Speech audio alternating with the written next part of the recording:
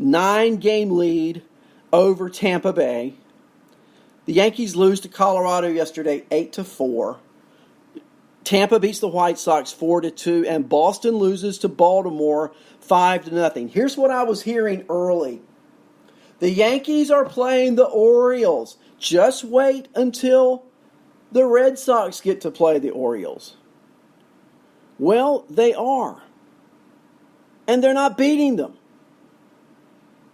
Yesterday, is it Wojciechowski?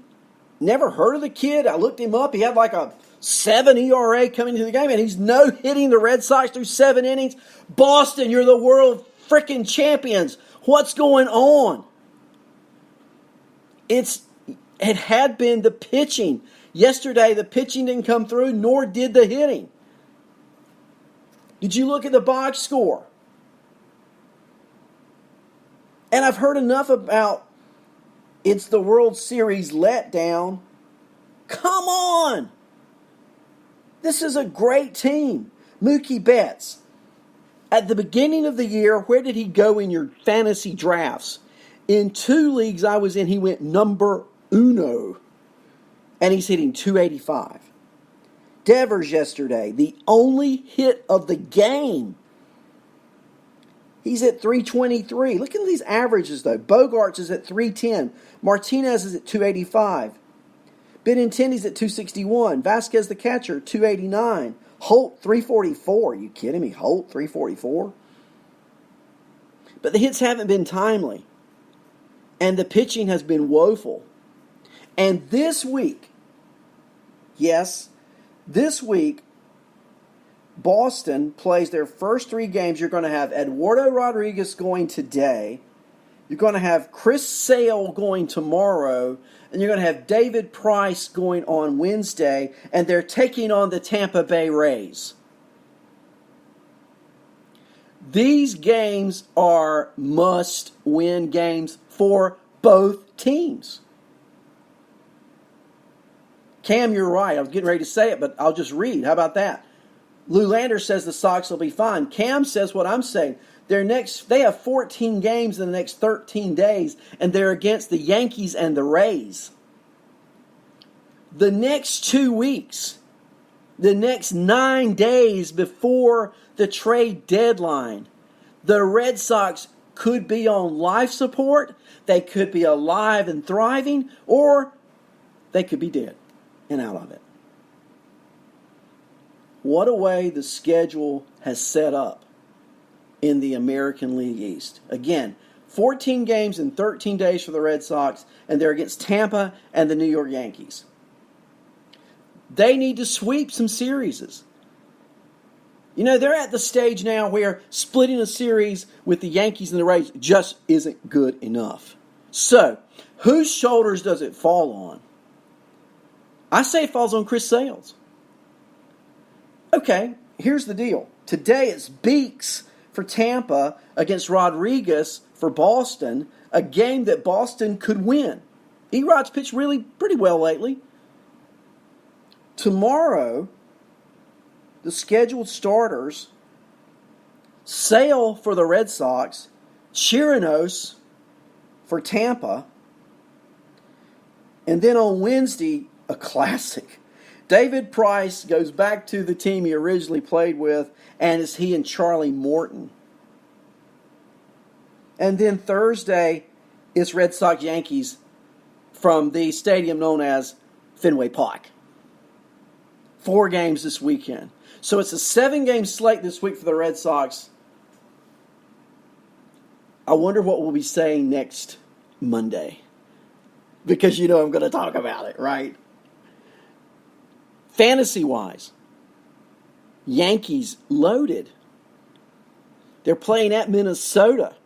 As we go to the Central, the Twins are 60-38 and just clinging to a 3-game lead now over the Minnesota Twins. The Yankees have a void over the weekend. Hit in the jaw with a pitch. And doesn't flinch. I just knew the guy lost a tooth or broke his jaw. No, he's not on the IL. Judge. Didi's coming through. Tauchman. If Tauchman starts, Tauchman hits.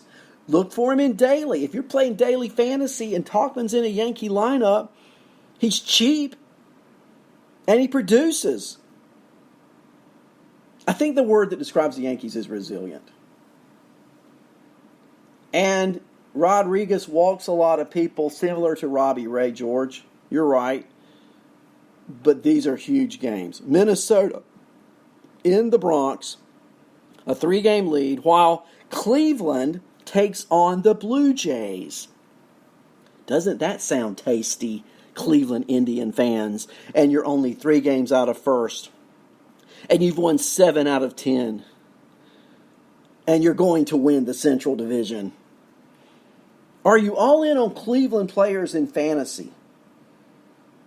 And if you're not, tell me why. Today they face a lefty, so Luplow is going to start today for Cleveland. And Luplow has been really an integral part of why the Indians have made this run, because when he plays against left-handed pitching, that bat hits. I love him today in the daily. Luplow. Ramirez. What about Jose Ramirez and his play of late?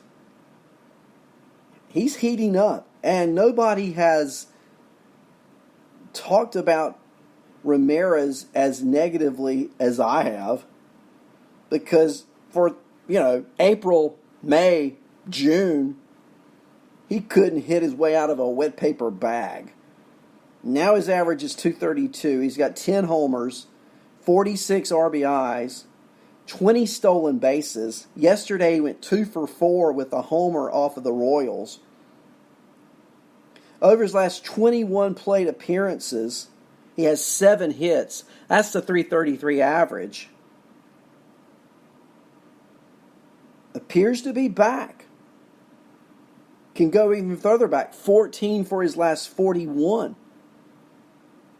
Still, that's like .342. So in the month of July, Ramirez has heated up, and is it any coincidence that so have the Cleveland Indians? In the West, Houston, 64-37, 101 games played. They've won 7 of 10 and 5 in a row. And let me tell you what happened to me yesterday. I went off in my league. I'm in a league, an ESPN league, and I'm really down on ESPN this morning. Okay, so Houston's playing Texas yesterday. They win 5-3. Lance Lynn's the starting pitcher. So obviously, I want to have Jordan Alvarez and Michael Brantley in my fantasy lineup because I own both players in this particular ESPN league. And I had looked at the lineups at 12 o'clock yesterday, and both players were starting for the Astros. I go just because I always do this right before game time. I can change lineups daily.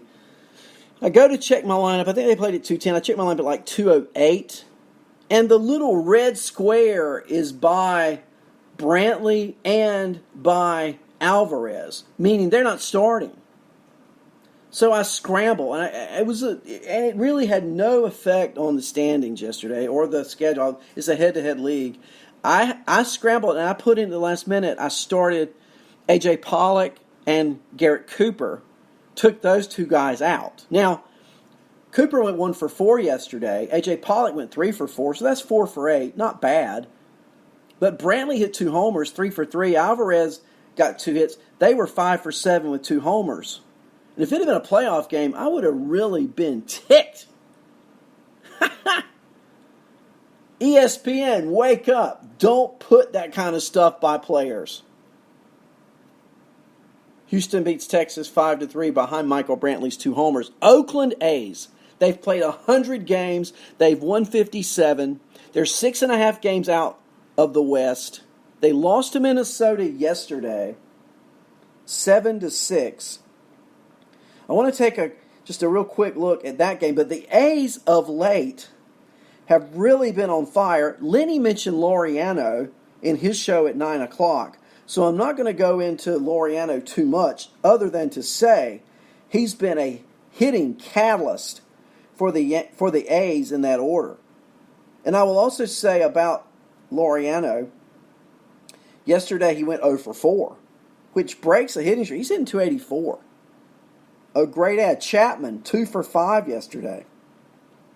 Josh Fagley, guaranteed he's going to do something good. He's only hitting 246, so I thought the way he hits on Sundays, I bet he's hitting 500 on Sundays. I've picked him up on Sundays. I remember one Sunday he got like 7 RBIs. Yesterday he went 1 for 2 with 3 RBIs, a 3-run homer. Grossman hit his 17th. Chapman his 26th. Herman his 2nd. Fagley his 10th. But the Twins, they were up to the task. Max Kepler yesterday, a double, his 23rd. His 24th homer, both off of Megden. Polanco, a double, his 27th of the year.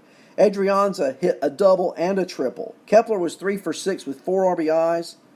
Adrianza was 3 for 5 with 2 RBIs. Pitching-wise, Pineda started, went 5 1/3, gave up 3 earned runs, 8 strikeouts. Harper got a hold, May got a blown save, and Stewart got the win. He's 2-1. The Twins win, the A's lose. The A's are 6.5 out in the division. And the Angels are 12 out in the division, but 3 games over 500.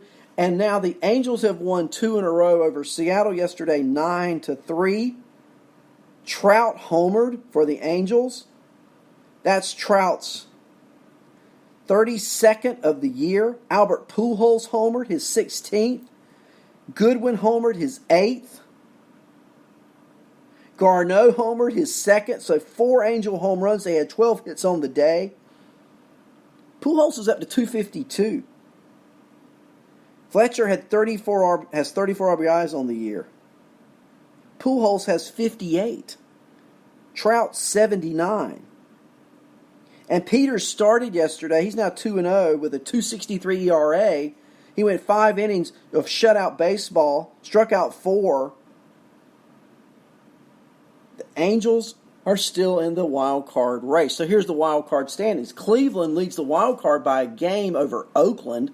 Oakland leads the second wild card spot by 1 game over Tampa, by 3 games over the Red Sox, and by 5.5 games over the Angels.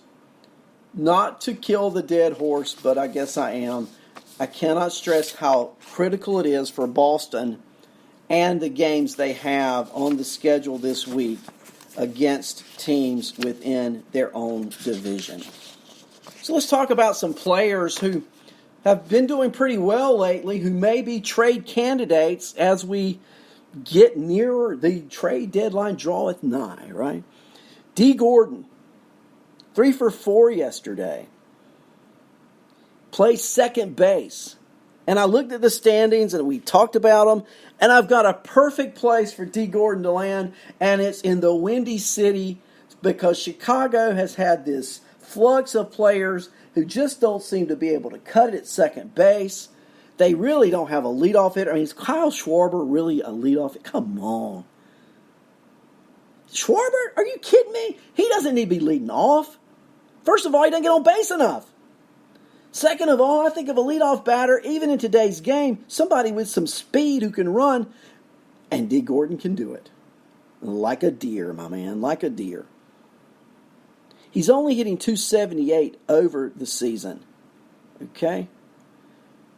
But the thing about Gordon, with that 3-hit night, he extended a hitting streak to 4 games. His average in July is 289. So it's getting hot outside, and Gordon's bat's getting hot at the plate. Brian Downing, George said, once batted leadoff. Yes, and that was 1979.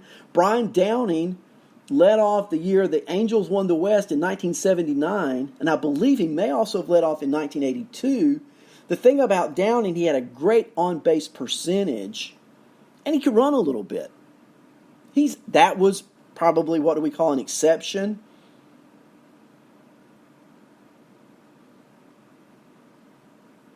So, Doug Boyle says, I'd love to see Gordon on the Cubs. He's a perfect fit to me. Not saying that's where he lands, but to me, that's a perfect fit. for D. Gordon, and you know Seattle's dealing. Lourdes Gurriel still remains hot.